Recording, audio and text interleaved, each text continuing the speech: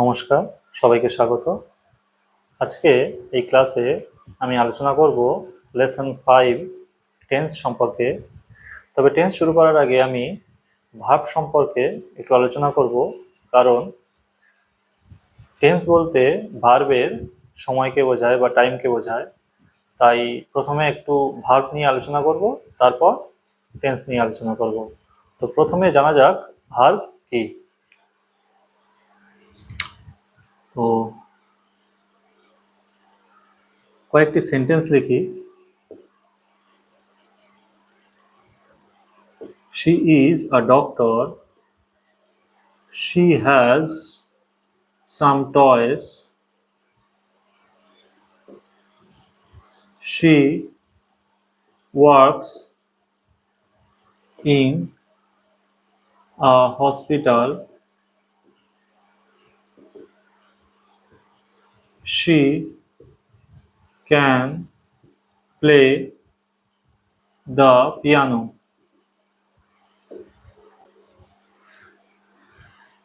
এই সেন্টেন্সে ইজ এর দ্বারা হওয়া বোঝাচ্ছে, এই সেন্টেন্সে থাকা বোঝাচ্ছে, এই সেন্টেন্সে কাজ বোঝাচ্ছে ওয়ার্কস এর দ্বারা, আর এই সেন্টেন্সে প্লে এর দ্বারাও কাজ বোঝাচ্ছে, আর এই ক্যানের দ্বারা কাজের ধরন বোঝাচ্ছে বা মোড বোঝাচ্ছে। তো এই এই শব্দটির দ্বারা কি বোঝাচ্ছে? শীত দ্বারা ব্যক্তি বোঝাচ্ছে, এটা অনির্দিষ্ট করে বোঝাচ্ছে, এর দ্বারা বা সংখ্যা বোঝাচ্ছে। আর ডক্টর এটা একটা পেশাগত ব্যক্তির নাম। তো কোনো সেন্টেন্সের সাবজেক্টের, অ্যাসার্টিভ সেন্টেন্সের সাবজেক্টের পাশে দেখো একটা করে ওয়ার্ড রয়েছে, যার দ্বারা হওয়া বোঝাচ্ছে বা থাকা বোঝাচ্ছে বা কাজ বোঝাচ্ছে বা কাজের ধরনও বোঝাচ্ছে বা এই সেন্টেন্সে কাজ বোঝাচ্ছে। তো ভার্ব কাকে বলবো? যে ওয়ার্ডের দ্বারা হওয়া, থাকা বা কাজ বোঝায় বা কাজের ধরন বোঝায়, সেই সবগুলোকে কি বলবো? ভার্ব। ভার্ব বলবো, ঠিক আছে। ভার্ব কোনো সেন্টেন্সের সব থেকে গুরুত্বপূর্ণ অংশ। ভার্ব ছাড়া কোনো ইংলিশ সেন্টেন্স সম্ভব নয়। অন্য কোনো যে 8টা পার্টস অফ স্পিচ আছে, সেই 8টা পার্টস অফ স্পিচের মধ্যে verb, noun, pronoun, adjective, verb, adverb, preposition, conjunction, interjection, এই যে 8টা পার্টস অফ স্পিচ রয়েছে, তার মধ্যে সব থেকে গুরুত্বপূর্ণ ওয়ার্ড হলো ভার্ব। সব থেকে গুরুত্বপূর্ণ ওয়ার্ড কি? ভার্ব। অন্য কোনো শব্দ একটা সেন্টেন্সে না থাকতে পারে, কিন্তু ভার্ব ছাড়া কোনো সেন্টেন্স হবে না। তো ভার্বটা হলো তাহলে সেন্টেন্সের সব থেকে গুরুত্বপূর্ণ অংশ। একটা ভার্ব দিয়ে একটা সেন্টেন্স গঠন করা যায়। যেমন আমি যদি বলি শুধু রান মানে দৌড়াও, বা কাম এসো, বা গো যাও, এগুলো কিন্তু একটা সেন্টেন্স নিয়েই, একটা ওয়ার্ড নিয়েই একটা সেন্টেন্স হয়েছে। তো ভার্ব ছাড়া কি হয় না, সেন্টেন্স গঠন করা যায় না। এইবার আমরা জানবো ভার্বের শ্রেণী বিভাগটা, ভার্ব কত ধরনের আছে।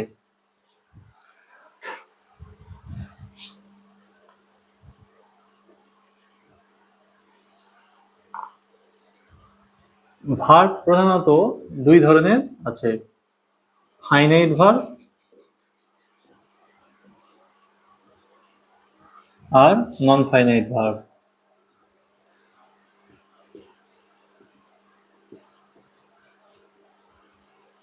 নন ফাইনাইট ভার্বস। আর আমি ক্লাসিফিকেশনটা দিয়ে দিই সবগুলো, তারপরে আমি কোন ভার্বটা কাকে বলে সেটা আলোচনা করব। আর ফাইনাইট ভার্ব আবার দুটি ভাগে ভাগ করা হয়। সেটা কি? প্রিন্সিপাল ভার্ব,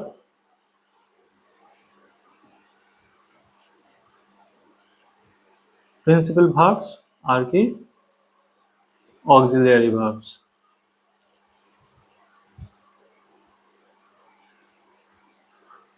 প্রিন্সিপাল ভার্বের আবার দুটো ভাগ আছে। প্রিন্সিপাল ভার্বের আরেক নাম হচ্ছে মেন ভার্বস।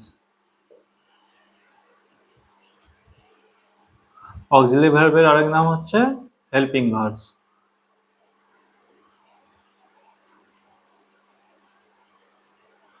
প্রিন্সিপাল ভার্ব বা মেন ভার্ব আরো দুটি ভাগে বিভক্ত।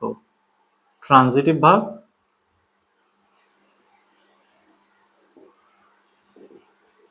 Transitive verbs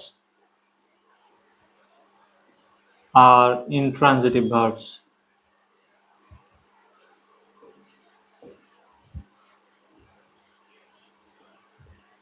intransitive verbs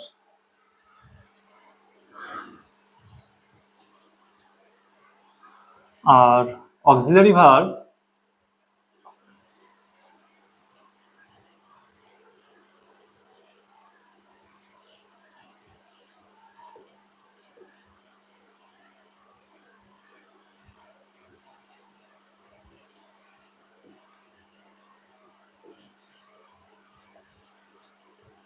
auxiliary verbs বা হেল্পিং ভার্বস আবার দুটি ভাগে বিভক্ত। প্রথম হলো primary auxiliary verbs, primary auxiliary আর কি modal auxiliary.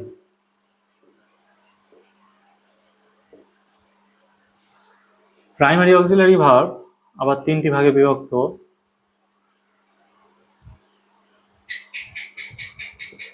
B verbs, have verbs আর কি ডু ভার্বস। বি ভার্বস আছে, বি ভার্বস আছে, বি ভার্বস আছে তিনটি, সরি পাঁচটি। am, is, are,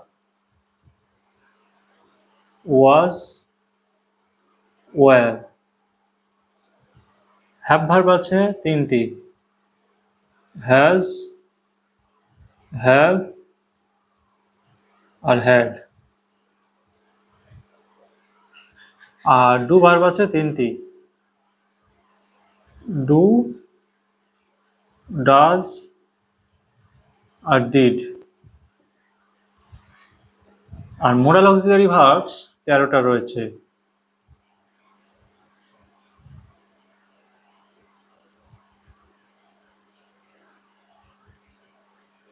can, could, may, might, shall, should, will, would, must, need, dare, ought to আর used to।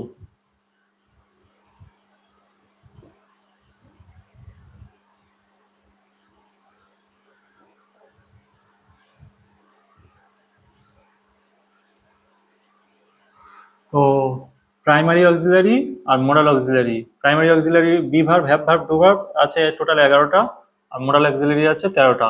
13, 11 total 24টা auxiliary verbs আছে, ঠিক আছে। আর প্রিন্সিপাল ভার্ব আছে যত ধরনের কাজ সম্ভব তত ধরনের, ঠিক আছে। আর এটা গেল মোডাল অক্সিলারি ভার্ব। আর নন ফাইনাইট ভার্ব 4 ধরনের আছে। কি কি? ইনফিনিটিভ,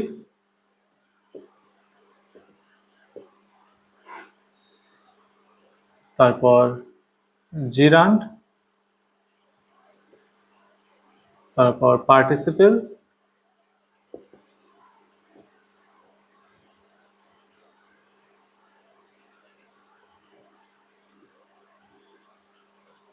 পার্টিসিপেল আর লাস্ট আছে ভার্বাল নাউন।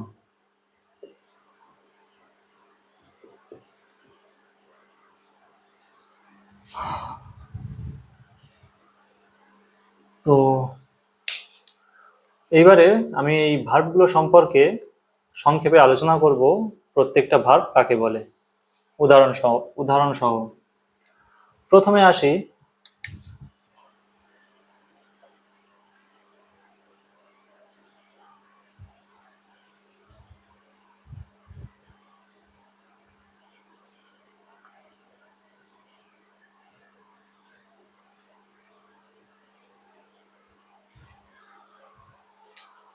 আসি, ফাইনাইট ভার্ব কাকে বলে। ফাইনাইট ভার্ব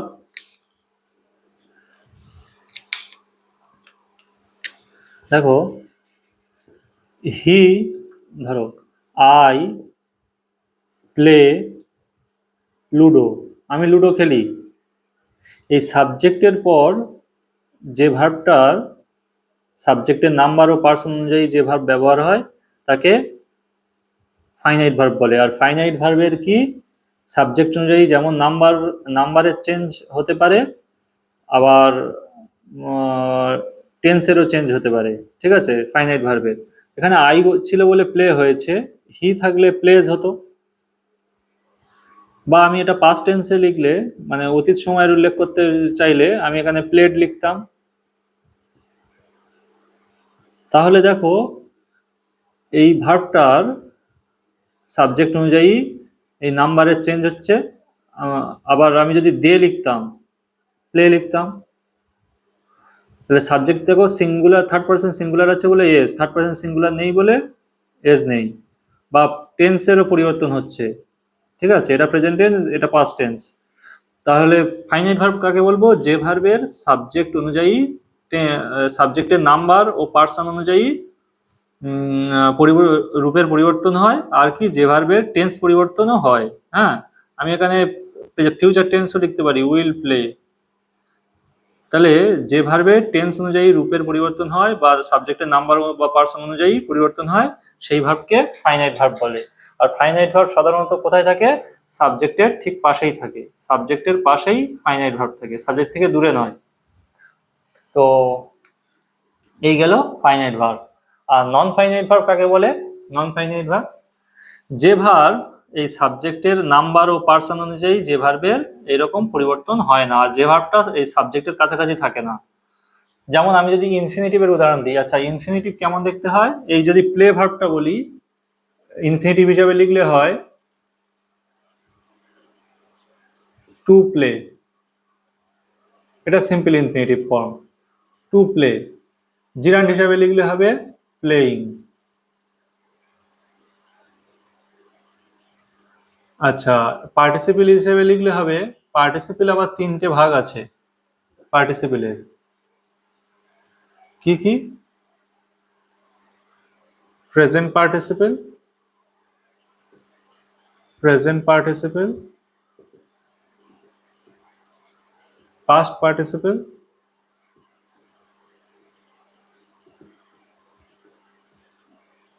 আর পারফেক্ট পার্টিসিপল।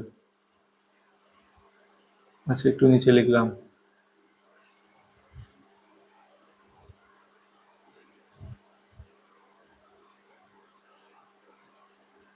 Perfect participle. তো প্রেজেন্ট পার্টিসিপল কেমন দেখতে, প্রেজেন্ট পার্টিসিপল যদি প্লে ভার্বটা লিখি তাহলে কি হবে, প্লেইং। পাস্ট পার্টিসিপল লিখলে কিরকম হবে, ভার্বের থার্ড ফর্ম হবে, প্লেড। আর পারফেক্ট পার্টিসিপল লিখলে কেমন হবে, হ্যাভিং প্লাস ভার্বের third form, played, having played. Present participle verb plus ING, past participle ভার্বের পাস্ট থার্ড ফর্ম, আর পারফেক্ট পার্টিসিপল হ্যাভিং প্লাস ভার্বের থার্ড ফর্ম। ঠিক আছে, তো এগুলো যদিও আমি পরে পার্টিসিপেলের যখন এইগুলো আলাদা আলাদা করে করাবো সেগুলো তখনও বলবো, তবুও এখন বলে দিলাম। আর ভার্বাল নাউন কেমন হয়, ভার্বাল নাউন আইএনজি যুক্ত হতে পারে,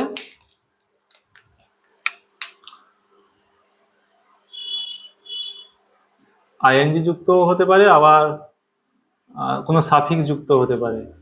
যেমন মুভ ভার্বের ভার্বাল নাউন ফর্ম হচ্ছে মুভমেন্ট, ঠিক আছে। অ্যাক্ট ভার্বের ভার্বাল নাউন ফর্ম হচ্ছে action,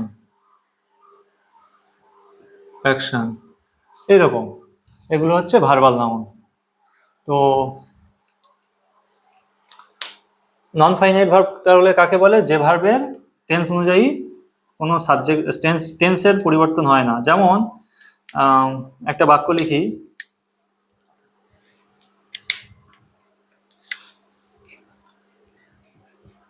he is trying to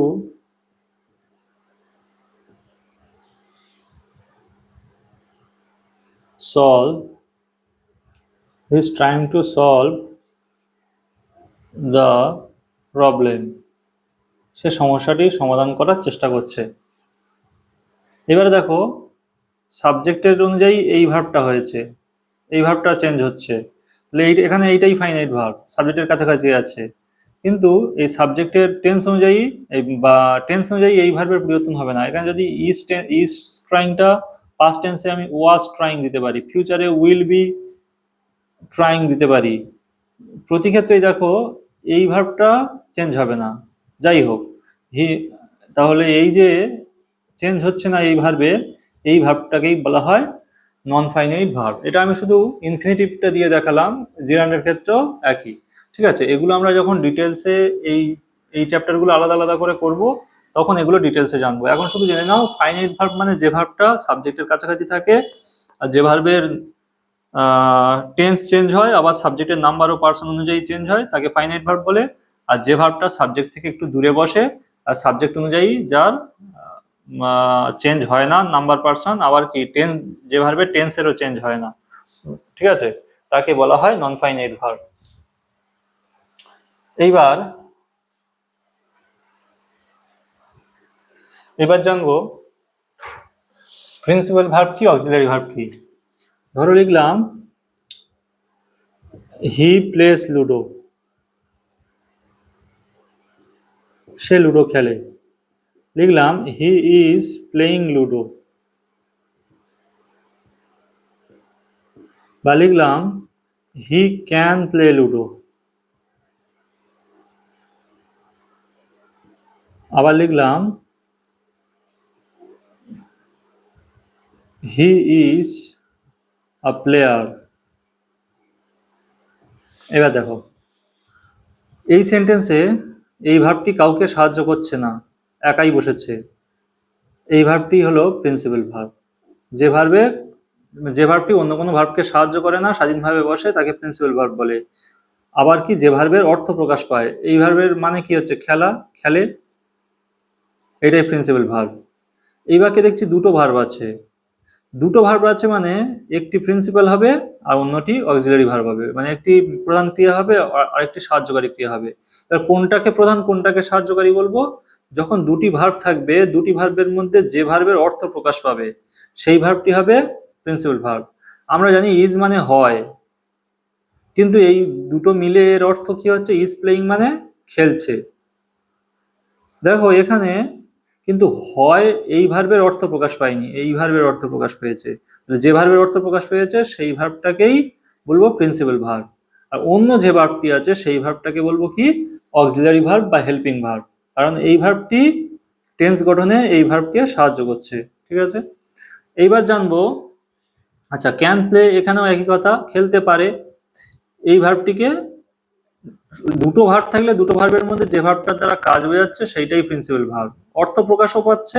আরেক দিক দিয়ে যদি ধরি যে ভার্বের দ্বারা কাজ বোঝাচ্ছে সেটাই প্রিন্সিপাল ভার্ব, তাহলে এই দুটো ভার্বের মধ্যে এই ভার্বের দ্বারা কাজ বোঝাচ্ছে she he can play ludo. সে এখানে যদিও ক্যানের মানে আছে, তবুও এখানে আমরা এটাকে, এটা প্রিন্সিপাল ভার্ব কখনোই নয়, যেটার দ্বারা কাজ বোঝাচ্ছে সেটা প্রিন্সিপাল ভার্ব। আর এই ক্যানটা হচ্ছে অক্সিলারি ভার্ব, প্লেকে বোঝাচ্ছে, প্লের ক্ষমতা বোঝাচ্ছে, যে তার লুডো খেলার ক্ষমতা আছে বা সামর্থ্য আছে, এইটা বোঝাচ্ছে। তো ক্যান এখানে অক্সিলারি ভার্ব, প্লে এখানে প্রিন্সিপাল ভার্ব বা মেন ভার্ব।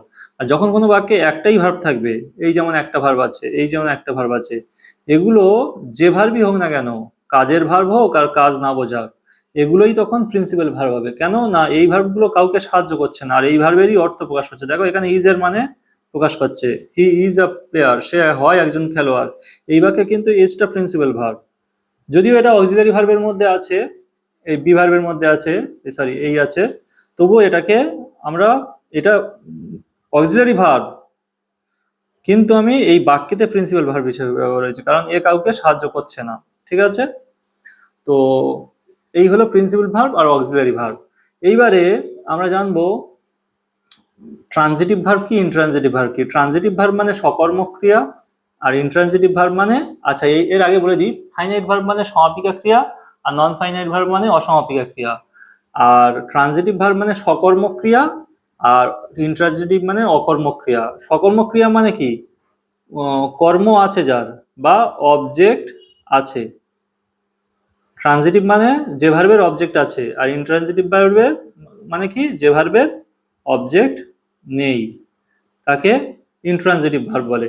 তাহলে এখানে দেখি এই ভার্বের অবজেক্ট আছে কি, অবজেক্ট পেতে গেলে কি দিয়ে প্রশ্ন করতে হয়, ভার্বকে কি বা কাকে দিয়ে প্রশ্ন করতে হয়। সে কি খেলে, লুডো খেলে, তাহলে অবজেক্ট আছে, তাহলে এই ভার্বটাকে কি বলবো, ট্রানজিটিভ ভার্ব। এবার দেখি এই ভার্বটা হি ইজ আ প্লেয়ার, এর কি অবজেক্ট আছে, কি হয়, না না এরকম ভাবে প্রশ্ন করলে হবে না। যখন এই বি ভার্ব থাকবে, ঠিক আছে, বি ভার্বের পরের শব্দটা সেই সাবজেক্টকেই বোঝায়। সে হয় একজন খেলোয়াড়, এই খেলোয়াড়টা হিকেই বোঝাচ্ছে, এটাকে অবজেক্ট বলে না, এটাকে বলে কমপ্লিমেন্ট। কমপ্লিমেন্ট যে সাবজেক্টের অর্থ কমপ্লিমেন্টের মানে হচ্ছে পরিপূরক, যে সাবজেক্টের অর্থ পূরণ করে তাকে বলা হয় কমপ্লিমেন্ট। এটা সাবজেক্ট কমপ্লিমেন্ট, এরকম অবজেক্ট কমপ্লিমেন্টও হয়। তো যাই হোক, মোটামুটি ইজ ভার্বের অবজেক্ট হয় না, কমপ্লিমেন্ট হয়, ওই জন্য ইজ ভার্বটাও ইনট্রানজিটিভ ভার্ব। আরো যদি ইনট্রানজিটিভ ভার্বের বলি, কি উদাহরণ, যেমন হি হি ওয়াক্স ইন দ্য মর্নিং, সে সকালে হাঁটে। এই সেন্টেন্সে দেখো, এই ওয়াককে প্রশ্ন করা হলে কি হাঁটে, কাকে হাঁটে, উত্তর পাওয়া যাবে না, এই ওয়াকটা হচ্ছে ইনট্রানজিটিভ ভার্ব। এরকম আরো কি ভার্ব আছে, স্লিপ, এটা ইনট্রানজিটিভ ভার্ব। আবার স্মাইল, হাসা, এটা ইনট্রানজিটিভ ভার্ব। ক্রাই, কাঁদা, এগুলো ইনট্রানজিটিভ ভার্ব। তো এইগুলো ইনট্রানজিটিভ ভার্ব, যেসব ভার্বের অবজেক্ট সম্ভব নয়। আর আর ট্রানজিটিভ ভার্ব কোনগুলো, যেসব ভার্বের অবজেক্ট সম্ভব। কি কি ভার্বের অবজেক্ট সম্ভব, এই প্লে যেমন খেলা, বলা, সে, রাইট, এগুলোর সব অবজেক্ট হয়, সম্ভব। ইট, খাওয়া, এগুলো সব ট্রানজিটিভ ভার্ব, এগুলোর অবজেক্ট সম্ভব। ঠিক আছে, এই হলো ট্রানজিটিভ আর ইনট্রানজিটিভ ভার্ব।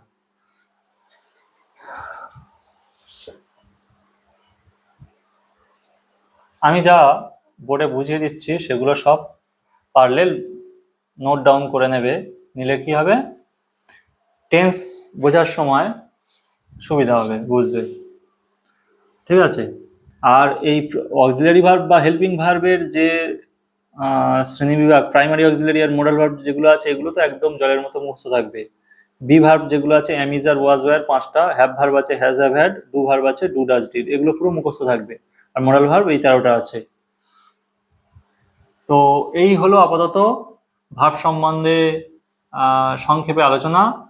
এবার এই B verb, have verb, do verb, এগুলো সব ডিটেলসে আলোচনা করব টেন্স করানোর সময়, এগুলো করাবো টেন্সের পরে।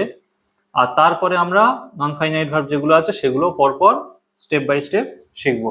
ঠিক আছে, তো আজকের ভার্ব সম্বন্ধে এইটুকুই।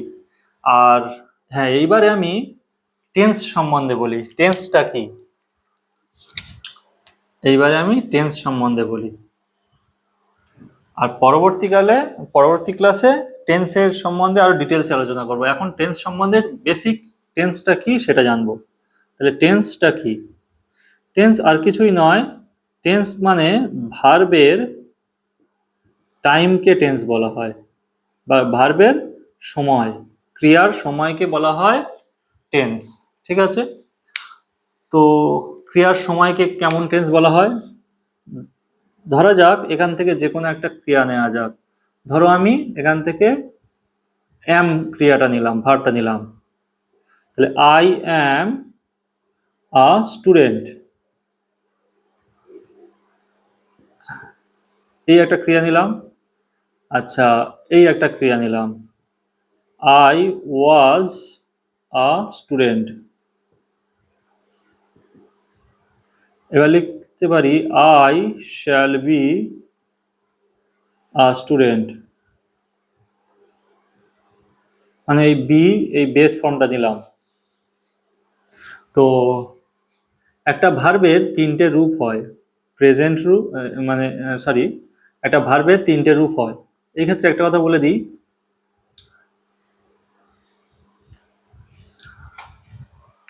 আচ্ছা ওটা পরে বলছি, এটা বলে নিই আগে। এখানে দেখছি অ্যাম মানে হই, হই, ওয়াজ মানে ছিলাম, আর শ্যাল বি মানে হব। আমি একটা স্টুডেন্ট ছিলাম, আমি আগে হই, হই একজন স্টুডেন্ট, মানে আমি এই অ্যাম এর দ্বারা কি বর্তমান সময়কে বোঝাচ্ছে, এখনকার সময়কে। আই ওয়াজ আ স্টুডেন্ট, আমি একজন স্টুডেন্ট ছিলাম, এটা অতীতের সময়কে বোঝাচ্ছে ওয়াজ শব্দটির দ্বারা। I shall be a student, আমি একজন স্টুডেন্ট বা শিক্ষার্থী হব, এটা ভবিষ্যতের সময়কে বোঝাচ্ছে এই ভার্বের দ্বারা।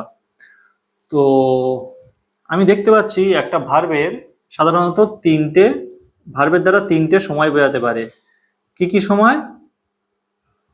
প্রেজেন্টের সময় বা এখন, পাস্টের সময় বা আগে অতীতের, আর ফিউচারের সময়। তাহলে এই যে ভার্বের, যে ভার্বের দ্বারা যে বিভিন্ন সময় বোঝায়, সেটা প্রেজেন্ট হোক, পাস্ট হোক বা ফিউচার হোক, এই ভার্বের, এই ভার্বের সময়কেই, ভার্বের দ্বারা যে আমরা বুঝতে পারি যে এটা, আমি অ্যাম লিখলে বুঝে যাবো যে এখানে বর্তমান প্রেজেন্ট সময়কে বোঝাচ্ছে, এখন মানে আমি এখনকার স্টুডেন্ট। আর যদি আমি ওয়াজ লিখি তাহলে বুঝে যাবো যে আমি এখনকার স্টুডেন্ট নয়, আগে স্টুডেন্ট ছিলাম। আর আমি যদি শ্যাল বি লিখি তাহলে বুঝে যাবো যে আমি এখনো স্টুডেন্ট হইনি, পরে হব। ঠিক আছে। তাহলে একটা ভার্বের দ্বারা আমরা কি বুঝতে পারছি, এই ভার্বের, সরি, আমরা এই যে ভার্বের যে সময় বুঝতে পারছি, এই ভার্বের সময়কেই ইংরেজিতে টেন্স বলা হয়। তাহলে এই ভার্বের দ্বারা বুঝতে পারছি এটা বর্তমান সময়কে বোঝাচ্ছে, এই ভার্বের দ্বারা অতীত, আর এই ভার্বের দ্বারা ভবিষ্যৎ। এই যে ভার্বের দ্বারা যে এই বিভিন্ন সময় বোঝা যাচ্ছে, এই ভার্বের সময়কেই ইংরেজিতে বলা হয় টেন্স। এইবার আমরা দেখতে পাচ্ছি ভার্বের কত ধরনের সময় হতে পারে? তিন ধরনের সময় হতে পারে, প্রেজেন্ট এখনকার সময়, পাস্ট আগেকার সময়, আর ফিউচার পরের সময় বা ভবিষ্যতের সময়। তাহলে যেহেতু ভার্বের তিন ধরনের সময় হয়, আর ভার্বের সময়কেই তো টেন্স বলে, তাহলে ভার্বের যেহেতু তিন ধরনের সময় হয়, তাই টেন্সও তিন ধরনের। কি কি? প্রেজেন্ট টেন্স, পাস্ট টেন্স, আর ফিউচার টেন্স। ঠিক আছে। তো টেন্স আমরা জানলাম কত ধরনের, প্রেজেন্ট, পাস্ট ও ফিউচার। এইবার এইবার আমরা টেন্স সম্বন্ধে বিস্তারিতভাবে জানবো পরবর্তী ক্লাসে। ঠিক আছে। তো এই ক্লাসে তাহলে আমরা কি জানলাম? ভার্ব সম্পর্কে জানলাম, আর টেন্স কাকে বলে জানলাম, টেন্সটা কি, ভার্বের সময়কে টেন্স বলা হয়। এই ক্ষেত্রে একটা কথা, আর পরবর্তী ক্লাসে তাহলে আমরা জানবো কি, টেন্স সম্পর্কে বিস্তারিত জানবো। আর এই ক্ষেত্রে আমি একটা কথা বলে দিই, একটা ভার্বের পাঁচ ধরনের রূপ হতে পারে সাধারণ ভার্বের। যদি আমি প্লে লিখি,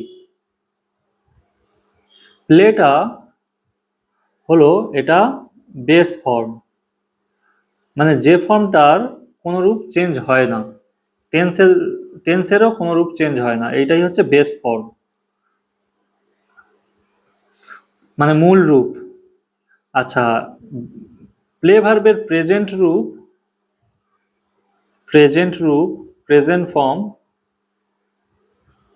প্রেজেন্ট ফর্ম কি হতে পারে? প্লে হতে পারে বা প্লেজ হতে পারে, এটা প্রেজেন্ট রূপ। আর প্লে ভার্বের প্রেজেন্ট পার্টিসিপেল রূপ কি আছে? প্রেজেন্ট পার্টিসিপেল রূপ কি আছে? আচ্ছা, এই ক্ষেত্রে আমি প্রেজেন্ট রূপ দিলাম, এবার পাস্ট রূপ দিই। প্লে ভার্বের পাস্ট রূপ হচ্ছে প্লেড, আর পাস্ট পার্টিসিপল রূপ হচ্ছে কি? পাস্ট পার্টিসিপল রূপও প্লেড। প্রেজেন্ট পার্টিসিপল রূপ কি?